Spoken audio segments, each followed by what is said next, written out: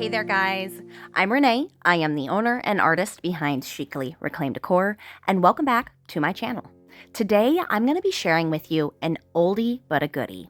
I'm going to be taking you through the process of how I took this salvaged cabinet door and transformed it into a 17th century French Baroque inspired design. Using a variety of molds, a 2-part crackle, and glaze for an aged look. I'll also be sharing how you can antique an actual mirror to match. So if that sounds like something you'd be interested in learning, stick around, because that's what I will be going over today. But before we begin, please don't forget to like, subscribe, and hit that notification bell so you can be notified when I upload new tutorials. Okay, so a little bit of history behind this piece. I found this at a secondhand store. I believe at one time it was a cabinet door that had glass that someone had removed and replaced with this dry erase backing. Now I'm going to set that aside because we're going to be coming back to redesign that later. But right now I'm going to be using Paint Couture's Fresh Start. This is a TSP base cleaner, and it's great for cleaning furniture as well as other pieces before you start your painting. Be sure to wear gloves when you're working with this product, and I am going to take 8 cups of warm water and add a tablespoon of Fresh Start cleaner. Make sure to stir thoroughly for about 1 minute to ensure the powder is fully dissolved and mixed. Then, using a household sponge, I went about giving this piece a thorough scrub and cleaning. And remember, it's very important when you're done to rinse off with water after using this product. Now that our piece is prepped, we are ready to redesign. I'm going to be using this rose floral decorative trim. This is an iFlex wood mold. And I'll also be using this floral decorative trim, again, an iFlex wood mold. I will be putting links down in the description below for where you can find these products, just in case I inspire you today to pick up a paintbrush and do a little creating of your very own. So what I'm going to do is I'm going to be using this beautiful and ornate trim to create a border around the edge of my mirror frame. So what I'm doing is I'm first going to take my heat gun and I'm slowly going to heat this mold up. That way I can unroll it. As I said earlier, these are iFlex wood molds. They are wood composites, and when they are heated up, they become malleable, making them flexible and easy to adhere to a variety of surfaces. So after a little bit of math, I figured out that if I cut both of these trims in half, I'm going to have enough to go around the entirety on this frame. So what I'm doing here is I am simply just measuring to find out where the middle is on this piece. And then I'm just going to keep doing that in intervals all along the piece. That way when I come back, I know I'm going to have not only a straight line, but that line that stays consistently in the middle of the trim.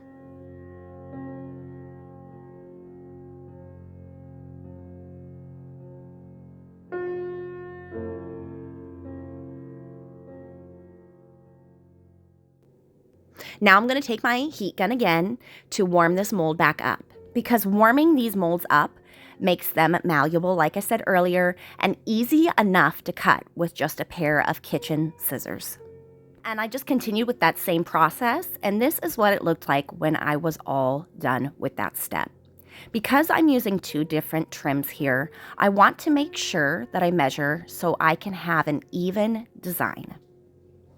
I'm also making sure that these 2 different trims transition at the same spot so that this design is cohesive.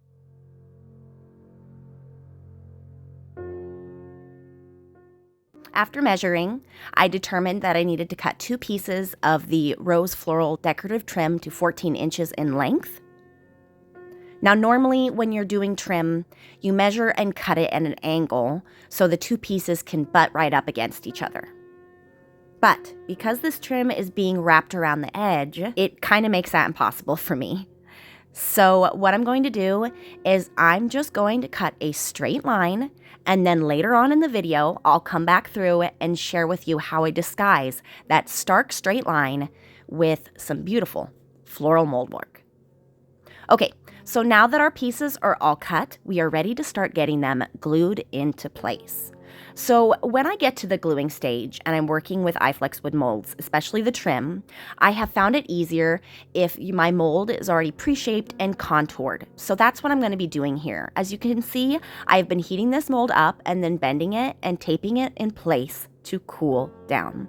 And I know it seems like an extra time-consuming step, but I can tell you, in the end, it's actually going to save you time. Just like any iFlex wood mold, I'm slowly going to heat it up and then bend it in place, contour it to your design, and then tape.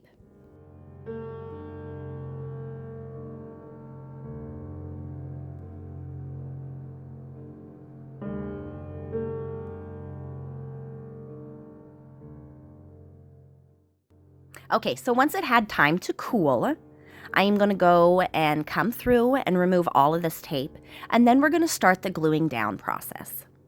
Here's a peek at that contoured iFlex wood trim before I begin. See, it has that natural curve to it now? This is going to make it so much easier when I go to glue down this trim here in just 1 minute. I like to use Titebond Quick and Thick to glue my molds into place, and I also have a wet paintbrush handy to wipe off any excess glue. So I'm going to put an even layer on the back here of the mold. You can use your finger or a paintbrush to smooth it evenly over the back. And then I'm simply going to press this already contoured mold into place. And then I'm just going to use my heat gun a little bit to warm it up and to press it down firmly. This is so much easier than having to glue, heat, bend, and hold the mold in place all at the same time.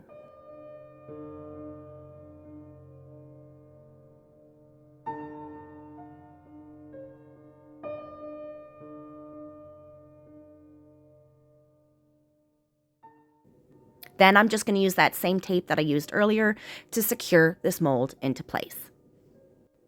And I just continued following that exact same process to adhere both of these trims to the border of this mirror frame.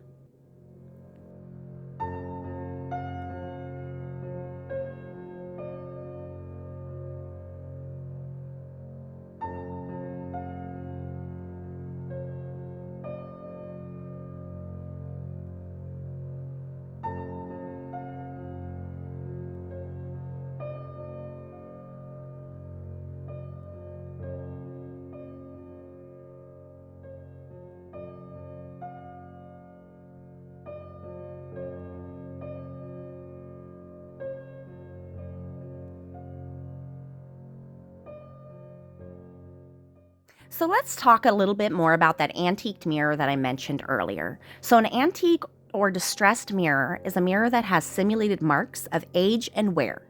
You've probably heard of distressed paint. Well, it's kind of a similar thing. Now, at one point in time, as I mentioned earlier, this piece, I believe, was a salvaged cabinet door that they had removed the glass and replaced with this dry erase board.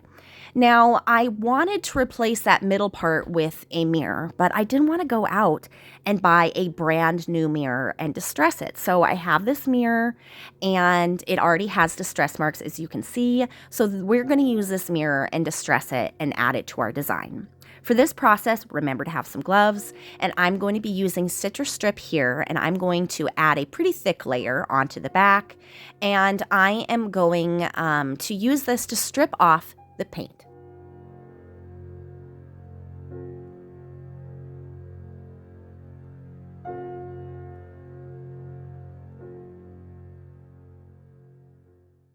After adding a good amount of this product, I'm using a cheap chip brush to spread it out evenly onto the back. Once I'm done, I'm going to make cleanup easy by adding some plastic bags under this mirror piece. And I always like to cover my product with plastic wrap. This is just going to keep it from drying out while it does its thing. Now, each paint stripper has its own work time. This is about 30 minutes to an hour. So I came back at the 30-minute mark, did a stretch test. It wasn't quite ready. Then I came back at an hour.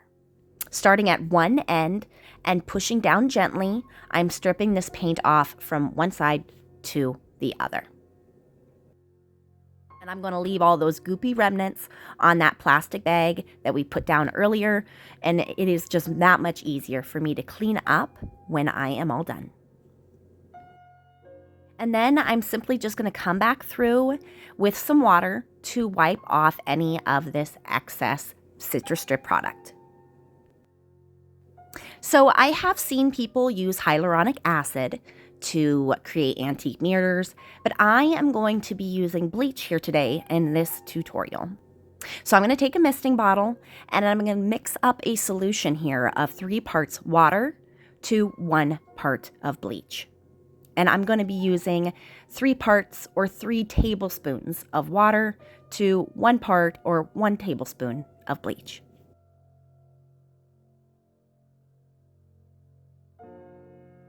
So again, you're going to want to wear gloves for this part, and working in a well-ventilated area is recommended. You're also going to need some paper towels or other rags for this process. We are going to be distressing this mirror a little bit at a time. You can always take more off, but you can't replace that mirror backing once you have removed it. So it's better to do a little bit at a time here. Here I'm using my spray bottle with the bleach solution to put it mainly on the edges here of the mirror, and then just a little bit in the middle. After the bleach solution has sat for a minute, you can kind of see it working. And then you're going to take your paper towel or your rags and you're going to lay that over top and just gently pat off that bleach. Now, I have done this technique on a couple different mirrors, and each mirror is different. This mirror, it took me several different coats of the bleach solution to attain the distressed marks that I was liking. I love the look that some mirrors have, like they have water spots or water damage. So to mimic that effect, I splattered bleach on the back here, let it sit, and then again came back and wiped off, and these are the results I got by doing that technique. And it really helps to see the results that you're getting by holding your piece up to a light. Now, once I was satisfied with my distressed marks, I am going to go about the process of painting the back.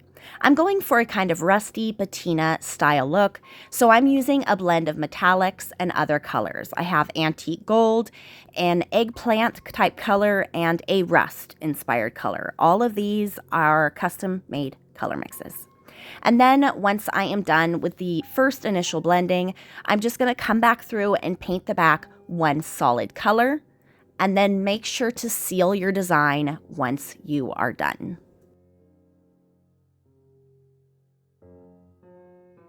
Okay guys, so we are going to be using this dry erase board piece in this project still. I've done a scuff sand, and now I'm going to be priming it to be painted with a 2-in-1 primer. Now, I don't necessarily need the blocking capability here, but this is a very shiny surface, as you can see, so I definitely need some kind of bonder to make sure that my paint finish is going to last.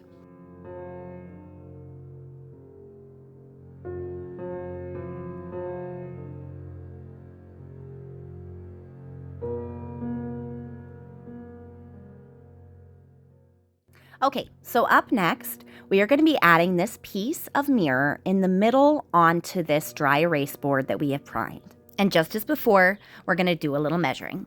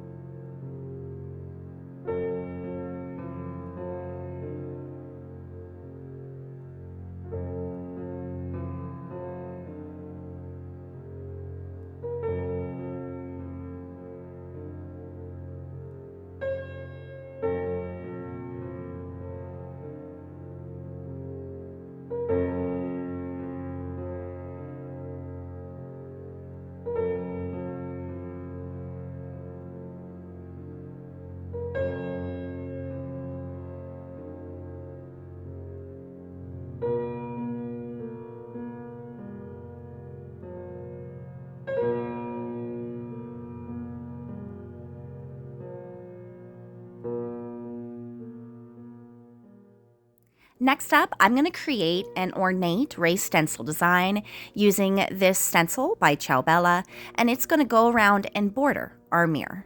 And then once I'm done with this step, I'm going to come back later on and I'm going to add a trim around the mirror itself and it's really going to add a unique look to this piece.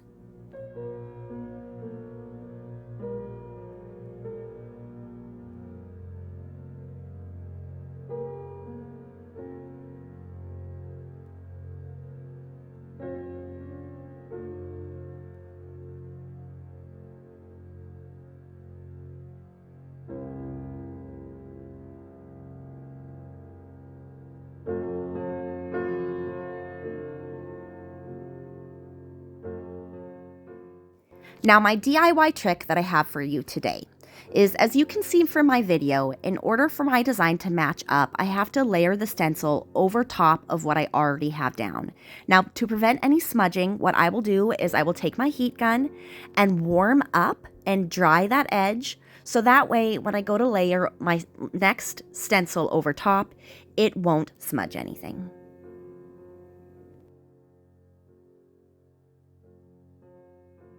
Okay, so next up, we're going to be using this Redesign with Prima mold. We want this beautiful trim piece here. And then I also have this IOD mold as well. Now, I'm going to be using Amazing Casting Resin.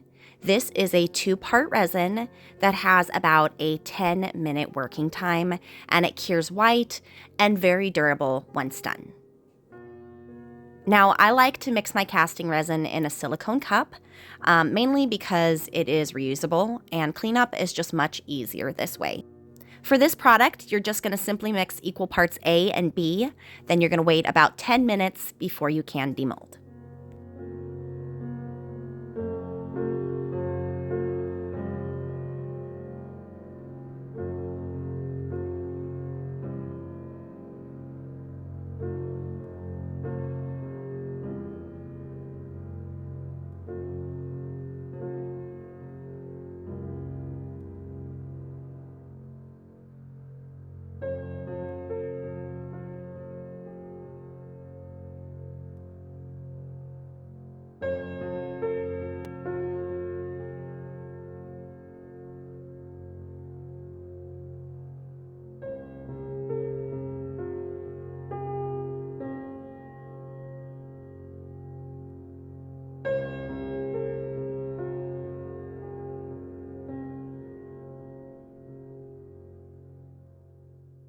So for this bottom half, I needed to cut down this bow just a bit so that way it wouldn't overshadow the rest of my design that I had in mind.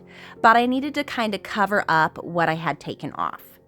So I was able to use this daffodil wood composition, again by iFlex Wood Molds, to cover up that area and to blend in the design.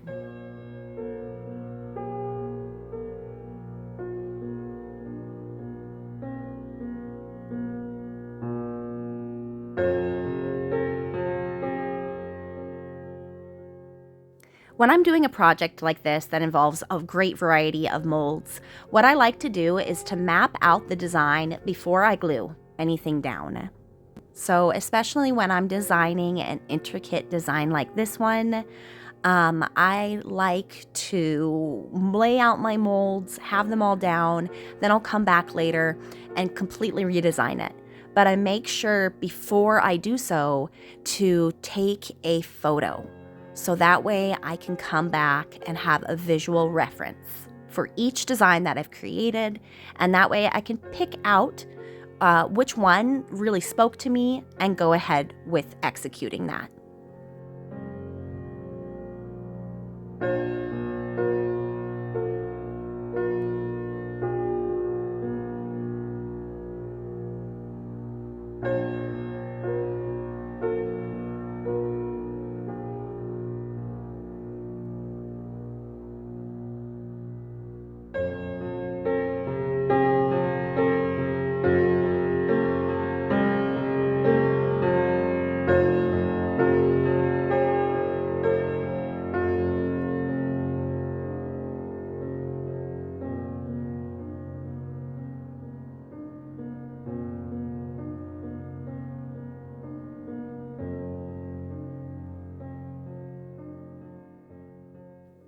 So if you remember earlier, we have that stark straight line right here where our two trims are meeting up.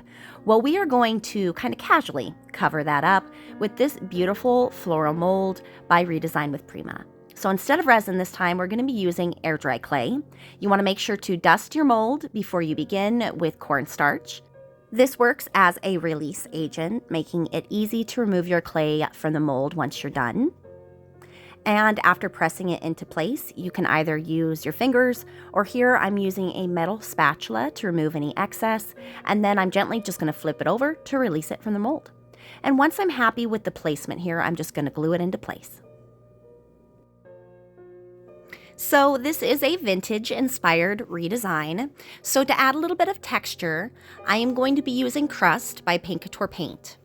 Now, this product is an acrylic plaster, but unlike the embossing medium that I shared with you earlier, this has natural minerals in it, giving it a more gritty type texture. And what I'm doing here is I'm just taking a small artist brush and I'm stippling it or dabbing it onto areas randomly on this piece.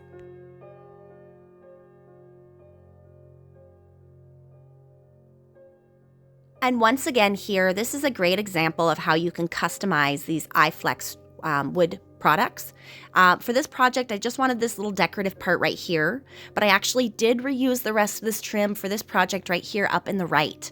So don't be afraid to cut these molds up and use them here and there in your work. It's a great way to have a really unique design. Just remember to sand any rough edges after you're done cutting with a fine grit sandpaper. Now, once I'm completely satisfied with my design concept, I'm going to go ahead and start officially gluing things into place. And do you guys remember this large Mediterranean trim I used last month on that Asian-inspired jewelry armoire? Well, I just had a few pieces left over, and this is what I'm going to be using them for. And to fill in this gap, I used Couture's embossing medium, and then I came back through with the crust because I want it to have a crusty, cracked look, which you will see later on in the video.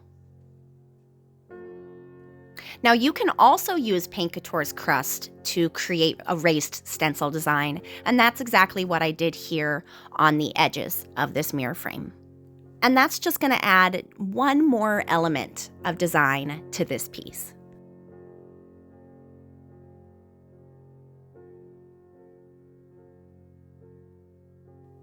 And here's a look at the total redesigned piece before we add any paint. Now, I'm actually redoing this video because I added some copyrighted music, whoops, and I wanted to edit a new one. Now, this piece sold long ago, and it is living its best life in Georgia. And I have to say, it is really fun for me as an artist to kind of come back through here and relive this design with you here today. So once again, I'm going to be priming this piece before I paint it.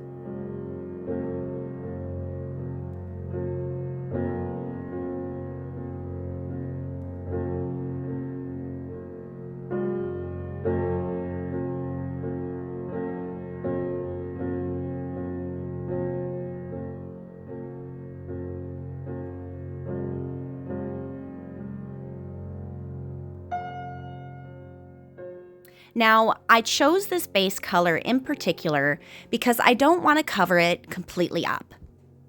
Remember that we're going for a aged, shabby chic inspired design.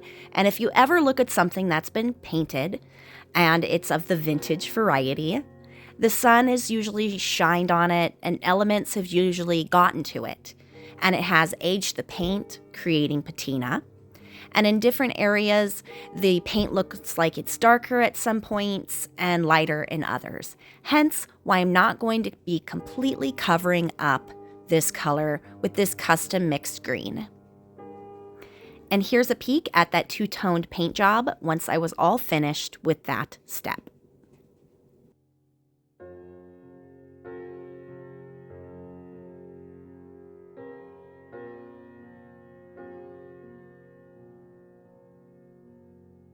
Then I came through with an 80 grit sandpaper I wanted to be pretty aggressive here, and I sanded back that crust texture that we had added earlier. Now I love this because it not only brings out the texture, but it also makes it have more than just a two-toned color variation, because you can see the white, the pink, and in some spots, the original wood peeking through.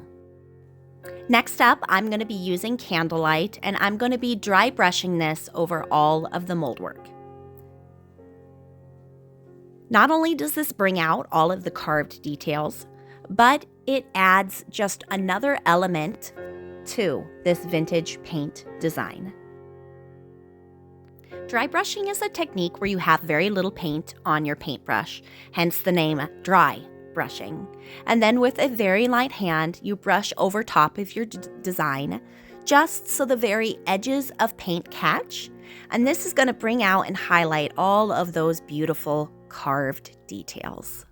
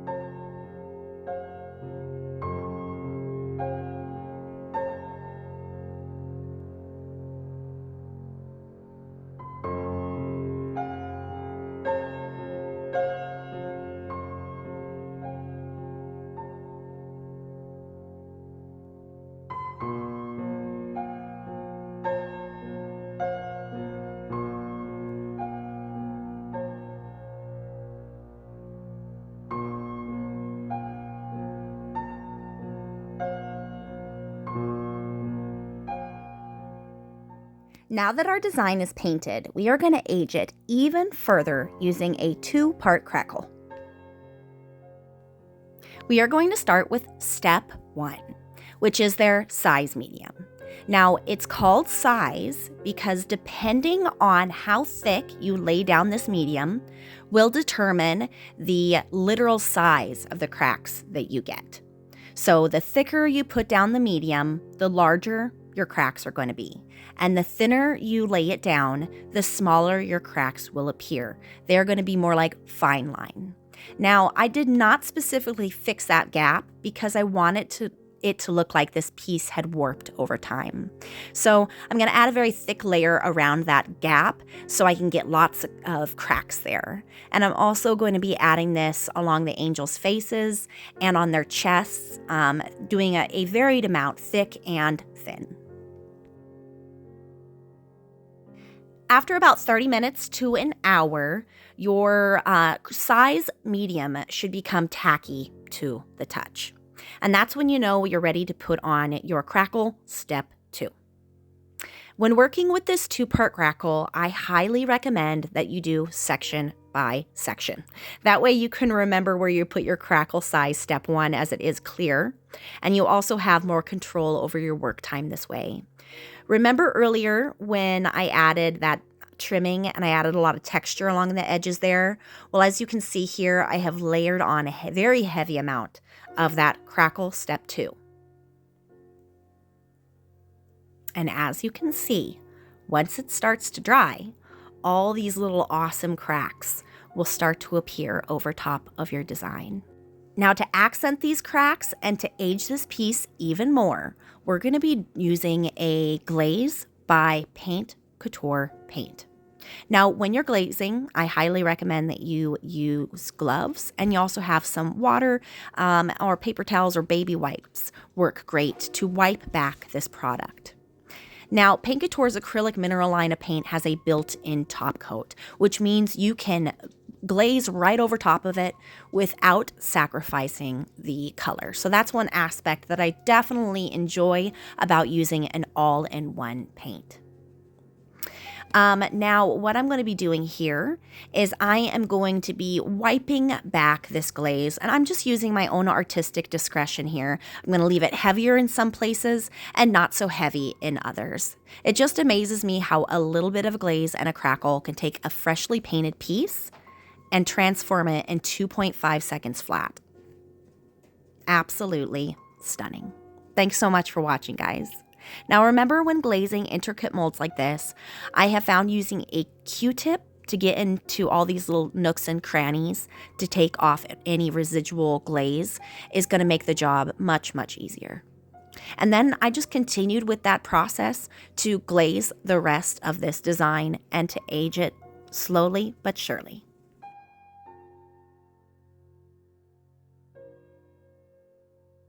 Okay guys, let's take an up-close look at what we have down before we move on to the last couple of steps.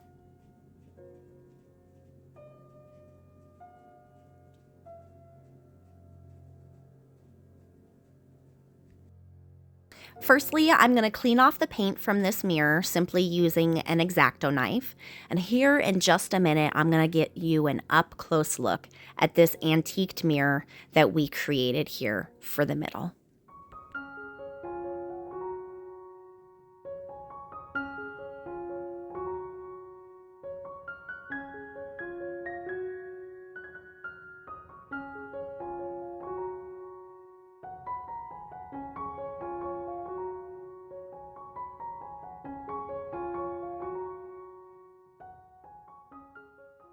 And then here is your up-close look at the finished shabby chic French Baroque inspired redesign.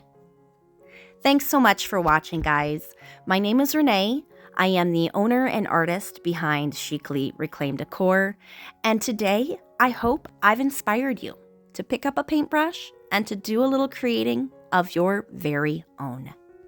I thoroughly hope you enjoyed this tutorial where I shared with you how to repurpose and upcycle an old cabinet door into a beautiful piece of art. If you are interested in more DIY content, please do like and subscribe to my channel and hit that notification bell so you can be notified when I upload new tutorials. Till next time, bye.